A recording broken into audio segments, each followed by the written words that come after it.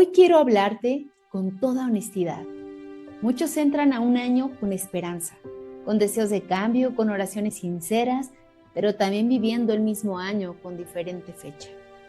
Y no porque Dios no responda, sino porque no cambiamos la manera en la que caminamos. Este nuevo año no será diferente solo porque empieza un nuevo calendario. Será diferente si tú decides hacer ajustes reales, espirituales y prácticos, que produzcan resultados visibles en tu fe, en tus decisiones y en tu vida diaria. Por eso, hoy quiero compartirte 6 claves que si las aplicas con constancia en este nuevo año que está por comenzar, te ayudarán a caminar con más paz, a tomar mejores decisiones, a avanzar en el propósito de Dios y ver frutos reales, no solo buenas intenciones. No son fórmulas mágicas, son principios bíblicos. Y cuando alineamos nuestra vida a los principios de Dios, los resultados siempre llegan. Te invito a que escuches con el corazón abierto, no solo para emocionarte, sino para decidir qué cosas vas a cambiar a partir de hoy. Si este mensaje llegó a ti, no fue casualidad. Hay cosas que Dios quiere entregarte en este nuevo año, pero antes hay cosas que necesitas soltar. Mi nombre es Marine Coronel. Bienvenido a este canal donde comparto diariamente mensajes para traer sanidad, dirección y crecimiento espiritual. Te invito desde ahora a suscribirte, activar la campanita de las notificaciones y darle un like a este video. Eso ayuda a que este mensaje llegue a más personas que hoy necesitan escuchar este mensaje. Y si esta palabra llega a tu corazón, escribe en los comentarios: Señor, hoy decido soltar. ¿Sabes? El apóstol Pablo decía en Filipenses 3:13 al 14: Hermanos, yo mismo no pretendo haberlo ya alcanzado, pero una cosa hago, olvidando ciertamente lo que queda atrás y extendiéndome a lo que está delante. Prosigo a la meta, al premio del supremo llamamiento de Dios en Cristo Jesús. ¿Sabes? Aquí Pablo no dice lo superé, dice lo olvido, porque hay cosas que no se sanan con el tiempo, se sueltan con obediencia. Así que la número 1 será: suelta la queja y la murmuración. La Biblia dice en Números 14:2-4 que el pueblo de Israel se quejaba contra Moisés y contra Aarón todo el tiempo. Ellos decían: ojalá muriéramos entre la tierra de Egipto, o en ese desierto, ojalá muriéramos. ¿Y por qué nos trae Jehová a esta tierra para caer en espada? Decía el uno al otro: designemos un capitán y volvamos a Egipto. Israel salió de Egipto físicamente, pero lo triste es que Egipto seguía gobernando su corazón. En Éxodo ellos decían: ojalá hubiéramos muerto por mano de Jehová en la tierra de Egipto, cuando nos sentábamos en las ollas de carne. ¿Sabes? La murmuración no es solo quejarse, es desconfiar del carácter de Dios. En 1 Corintios 10:10-11 dice: no murmuréis, como algunos de ellos murmuraron y perecieron por el destructor. Y estas cosas les acontecieron como ejemplo y están escritas para amonestarnos a nosotros. Es decir, que la queja magnifica los problemas, pero la gratitud siempre magnificará a Dios. Si el Señor te está hablando aquí, déjame saberlo en los comentarios. Número 2. Suelta el victimismo. Juan 5:5-8 nos habla de una historia importante. Había allí un hombre que hacía 38 años que estaba enfermo. Cuando Jesús lo vio acostado y supo que llevaba ya mucho tiempo así, le dijo: ¿quieres ser sano? El enfermo le respondió: no tengo quien me meta al estanque. Jesús le dijo: levántate, toma tu lecho y anda. Es decir, que Jesús no negó su dolor, pero no permitió que su herida fuera su identidad. Dios no te da tu valor por tu condición ni por tu pasado.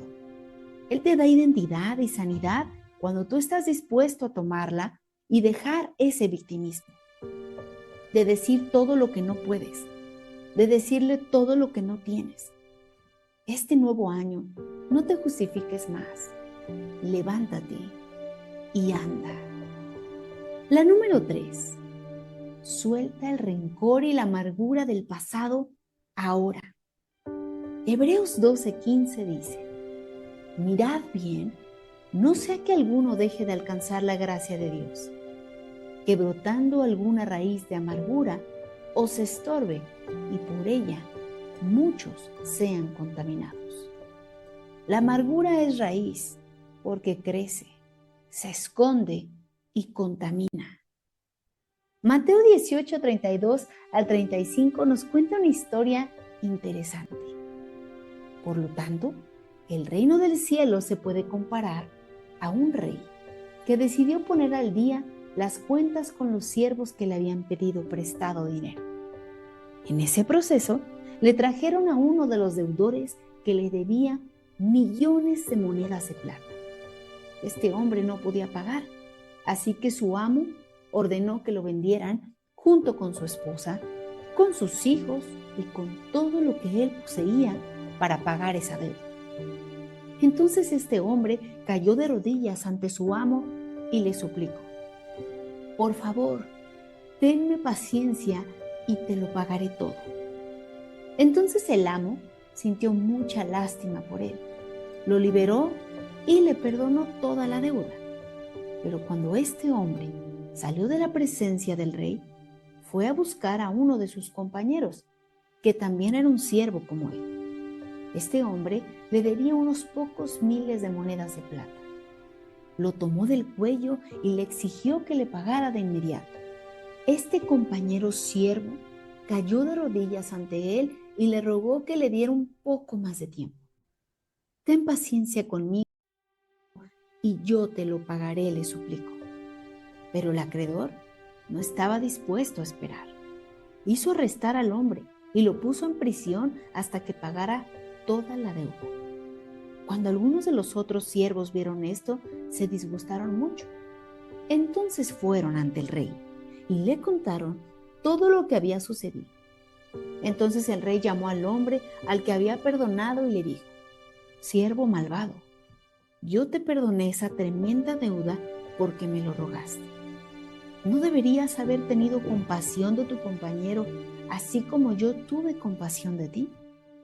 Entonces el rey, enojado, envió al hombre a la prisión para que lo torturaran hasta que pagara toda su deuda.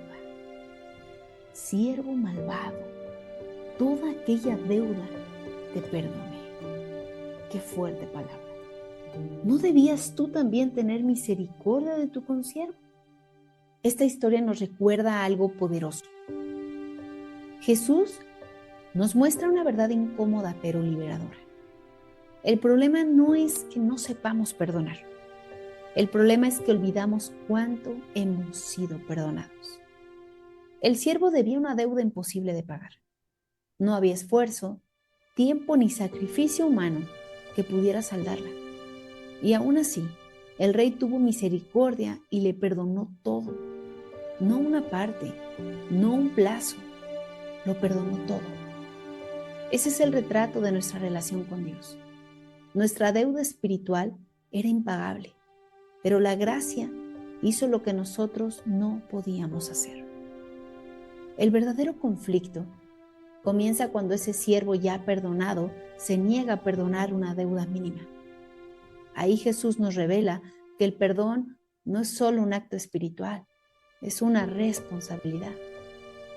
El perdón que no se transmite se estanca y la gracia que se retiene se convierte en una carga. Perdonar no es justificar el daño, es rechazar que el dolor gobierne tu corazón. No es decir, no pasó nada, es decir, no permitiré que esto siga controlando mi vida. El perdón no libera al ofensor primero, libera al que perdona. Cuando no perdonamos, nos parecemos a este siervo, perdonados por Dios, pero prisioneros por dentro. La cárcel no fue impuesta por el rey, fue el resultado de un corazón endurecido. Jesús nos enseña que en este nuevo año, el perdón será la evidencia de que entendimos la gracia. Quien ha sido verdaderamente tocado por la misericordia de Dios, también aprenderá a extenderla, aun cuando duele, aun cuando no es justo, aun cuando no hubiera una disculpa. Perdonar es un acto de fe. Es decir, confío más en la justicia de Dios que en mi derecho de vengarme. Número 4. Suelta relaciones que detienen tu llamado. Cuando hablamos de soltar personas, no estamos hablando de dejar de amar, ni de volvernos orgullosos o insensibles. Jesús nos llamó a amar siempre, pero amar no siempre significa permitir que otros gobiernen nuestras decisiones espirituales. Hay personas que, aunque no lo hagan con mala intención, se convierten en un freno para el propósito de Dios en nuestra vida. A veces es por miedo, otras por incomodidad y otras porque no entienden lo que Dios está haciendo en nosotros.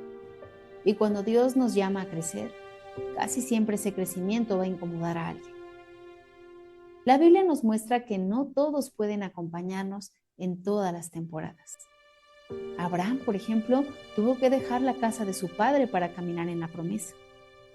Jesús mismo tuvo que tomar distancia cuando Pedro, sin darse cuenta, quiso desviarlo del propósito de la cruz. Pablo se separó de Bernabé porque Dios tenía diferentes rutas para cada uno. No fue falta de amor, fue obediencia. Hay relaciones que alimentan la fe y otras tantas que constantemente sembrarán duda, temor o conformismo. Si cada vez que hablas de lo que Dios puso en tu corazón recibes una burla, desánimo o presión para quedarte donde estás, es una señal de alerta. Dios no nos llamó a vivir atados a la aprobación humana.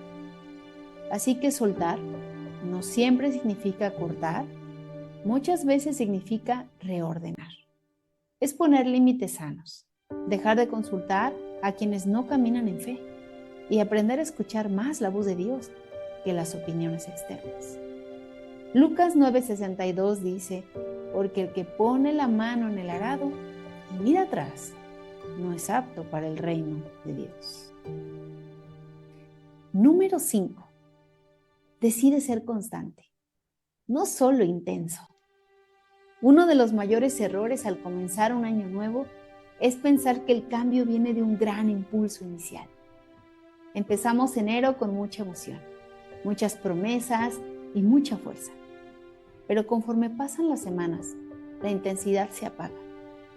No porque Dios haya fallado, sino porque no aprendimos a caminar con constancia. La intensidad es fácil cuando hay emoción, pero la constancia es necesaria cuando la emoción se va.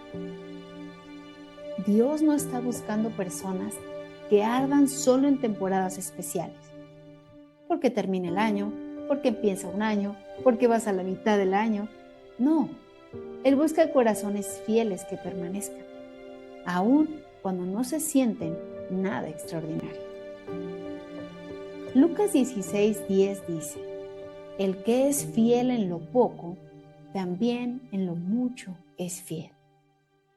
Es decir, que ser constante significa seguir orando cuando no sientes nada, seguir creyendo cuando no ves resultados, seguir obedeciendo cuando nadie te aplaude. Es levantarte un día más y decir, Señor, aquí estoy otra vez, aunque el día anterior haya sido difícil y aunque el día siguiente sea incierto.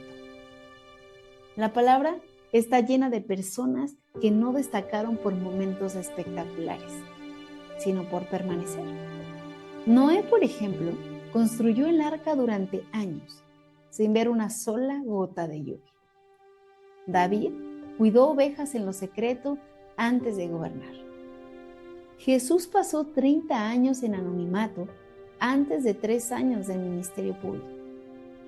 La preparación siempre es más larga que la manifestación, pero muchos se cansan porque quieren resultados rápidos. Pero Dios trabaja por procesos. Él forma el carácter antes de soltar la promesa. Por eso, cuando solo vivimos de intensidad, nos frustramos. Pero cuando caminamos con constancia, maduramos. Gálatas 6:9 dice: no nos cansemos pues de hacer el bien, porque a su tiempo segaremos si no desmayamos. La constancia protege tu fe, te guarda del desánimo, de la doble vida y de depender de las emociones. Cuando eres constante, no vives a merced de cómo te sientes, sino de lo que decidiste creer. Ser constante también es aprender a hacer ajustes sin abandonar. Algunos piensan que fallar un día significa rendirse, empezar de cero otra vez. Pero la constancia no es perfección, es perseverancia. Es volver a levantarte, volver a intentar, volver a orar y volver a confiar. Así que este nuevo año que está por empezar, no necesitas hacer más cosas. Necesitas hacer lo correcto con fidelidad. Leer la palabra de Dios todos los días es un gran hábito, aunque sea poco, pero hazlo con constancia. Orar, aunque no sea largo, pero hazlo con un corazón sincero. Guardar tu corazón aun cuando nadie te esté mirando. Y obedecer, aun cuando el resultado no sea inmediato. Dios no multiplica lo que haces de vez en cuando. Él multiplica lo que haces con fidelidad. Si decides ser constante en este nuevo año que inicia, estoy segura que tu fe será más firme, tus emociones más estables, tus decisiones más sabias y tu fruto más duradero. Recuerda que la constancia es la fe caminando cuando la emoción ya no está. Y número 6, suelta el control y confía en Dios. Hay algo que a todos nos cuesta soltar: el control. Es más, estoy segura que si te preguntara, ya estás pensando cómo controlar este nuevo año. Queremos controlar los tiempos, las personas, los resultados y hasta la forma en que Dios debería hacer las cosas a nuestra forma. Decimos que confiamos en Dios, pero en el fondo seguimos con las manos cerradas, queriendo dirigir el proceso. Y Dios nos dice hoy: suéltalo, confía en mí. Confiar en Dios no es pasividad, no lo confundas. Confiar en Dios es rendición a Él. Es reconocer que aunque tengamos experiencia, lógica o buenas intenciones, Dios ve lo que nosotros no vemos. Proverbios 3:5 dice: fíate del Señor con todo tu corazón. No te apoyes en tu propia prudencia. Es decir que muchas veces nuestro estrés no viene del problema, sino de querer resolverlo sin soltarlo en las manos de Dios. Oramos, pero seguimos preocupados, seguimos angustiados. Pedimos dirección, pero ya tomamos la decisión. Es más, ya decidimos cuál dirección vamos a tomar antes de escuchar la respuesta de Dios. El control nace del miedo. El control nace del miedo a perder. El control nace del miedo a equivocar. El control nace del miedo a que las cosas no salgan como esperamos. Por eso queremos controlar. Pero la fe nace de la certeza de que Dios sigue siendo Dios, aunque no entendamos el proceso. Moisés tuvo que soltar el control cuando llegó al Mar Rojo. Humanamente ya no había salida, solo un mar enfrente de él. Ya no había más estrategias humanas. Es más, no había un plan B. Y ahí, cuando ya no pudo hacer nada más, Dios hizo lo imposible. A veces Dios, y muchas veces Él permitirá que lleguemos a un punto donde ya no podemos controlar nada, solo para enseñarnos que nunca fue nuestra fuerza la que sostenía el camino, sino solo su poder. Es decir, que soltar el control también significa dejar de forzar las puertas que Dios no ha abierto. Hay personas que Dios quiere usar, pero están agotadas porque insisten en empujar lo que no fluye. Cuando algo es de Dios, puede haber oposición, pero no habrá confusión constante ni pérdida de tu paz. Zacarías 4:6 dice: no es con ejército, no es con fuerza, sino con mi Santo Espíritu. ¡Wow! Cuando soltamos el control, descansamos sin abandonar la fe, esperamos sin desesperarnos, obedecemos sin exigir explicaciones. Jesús nos dio el mayor ejemplo en el Getsemaní, ¿recuerdas? Él sabía lo que venía y aún así dijo: no se haga mi voluntad sino la tuya. Y eso no fue debilidad, fue confianza absoluta de lo que estaba haciendo.